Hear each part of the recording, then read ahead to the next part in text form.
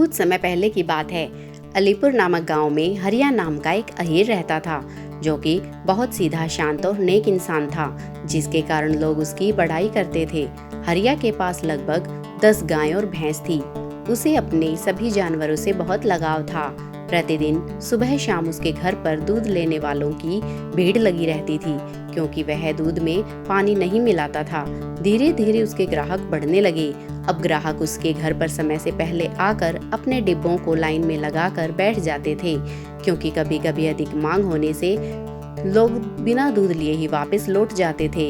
एक बार दीपावली से एक दिन पहले उसके दूध की इतनी ज्यादा मांग बढ़ गई कि उसका दूध चंद मिनटों में ही खत्म हो गया।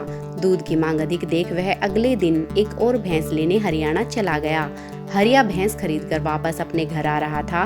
उसने सोचा, क्यों न हम जंगल के रास्ते से निकल चलें, जिससे घर जल्दी पहुंच जाएं। उसी जंगल में उसकी मुलाकात एक लठबाज बीसंदाज से होती है। वह अपने पास हमेशा एक लाठी रखता था, इसलिए लोग उसे लठबाज कहते थे। लठबाज हरिया से कहता है, अरे ओ दूध वाले, रुको, कहाँ जा रहे हो? हरिया कहता है, भैया आपको कैसे पता मैं दूध वाला हूँ? लठबाज उससे कहता है, मुझे मूर्ख बनाने की कोशिश मत करो। ये बताओ, तुम यह भैंस कहाँ से चोरी करके ला रहे हो? हरिया बहुत ही नम्र स्वभाव से उससे कहता है, भैया मैं इस भैंस को हरियाणा से खरीद कर ला रहा हूँ। अगर आप चाहो तो मैंने जहाँ से खरीदा है उससे आप पूछ सकते हो।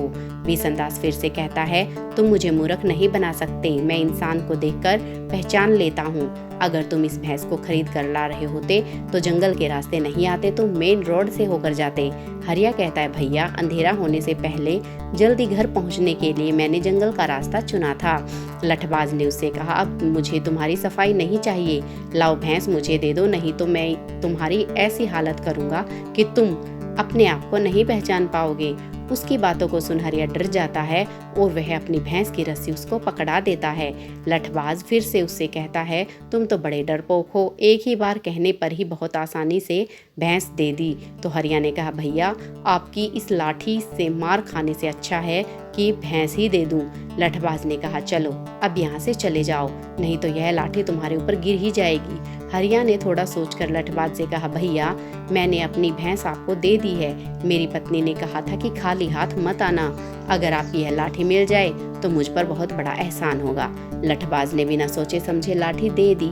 हरिया तुरंत लपक कर लाठी लेकर कहता है, मेरी भैंस मुझे वापस कर दो, नहीं तो इसी लाठी से तुम्हारा सिर फोड़ दूंगा। बीसंदास हरिया की कड़क आवाज सुनकर समझ गया कि जिस लाठी के बल पर उसने उसकी भैंस ली थी वह अब उसके पास नहीं है। उसने चुपचाप भैंस की रस्सी हरिया को पकड़ा दी और कहने लगा कि मैंने तुम्हारी भैंस तुम्हें लौटा दी, अब तुम भी मेरी लाठी वापस लौटा दो।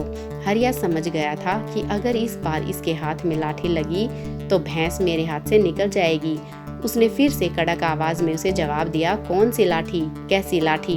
भाग जाओ यहाँ से, नहीं तो मैं इस लाठी से मार मार कर तुम्हारा बुरा हाल कर दूंगा। इस तरह से बीसंदास घबरा जाता है और वहाँ से भाग जाता है और हरिया भैंस लेकर अपने घर आ जाता है। तभी से यह कहा जाता है कि जिसकी लाठी उसकी भैंस। इस मुहावरे का अर्थ है, शक्तिशाली अपने बल के सहारे कुछ भी हासिल कर सकता है। दोस्तों, आपका हमारे चैनल पर आने के लिए धन्यवाद, और अगर आप हमारे चैनल पर नए हैं तो हमारे चैनल को सब्सक्राइब ज़रूर कर लें, ताकि हमारी हर कहानी आप तक पहुंच सके।